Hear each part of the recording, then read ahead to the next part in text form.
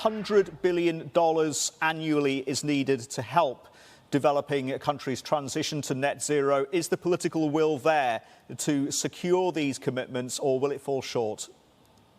Thanks, Sri. Great to be here. Hi. Absolutely, the political will has not been stronger. It was amazing to see at COP26 how the countries came together and started, to create commitments and to ratchet up their NDCs. Even in the region, we see, Singapore has made a net zero commitment by 2050.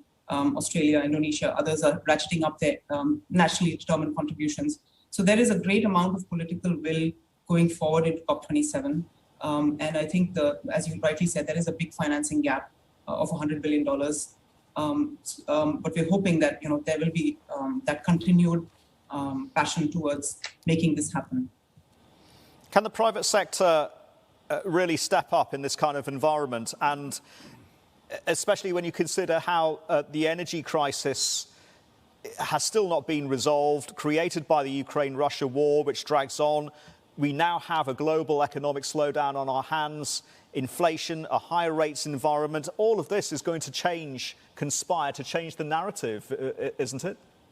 Well, I absolutely agree that the political climate is very challenging. The energy crisis has not made things easier for anybody in any situation.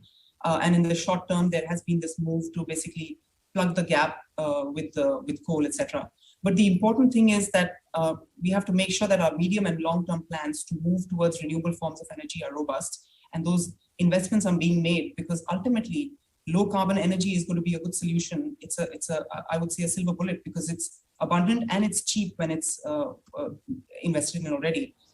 And so I think if you make those kinds of investments, that provides the business imperative for cheap energy. And you talked about the private sector. Yes, I think the private sector does need to make these investments. I think public-private partnerships where the public sector can de-risk some of the private sector and provide the framework for the private sector to make those investments and to make sure that their investments yield returns in the long run would be really important.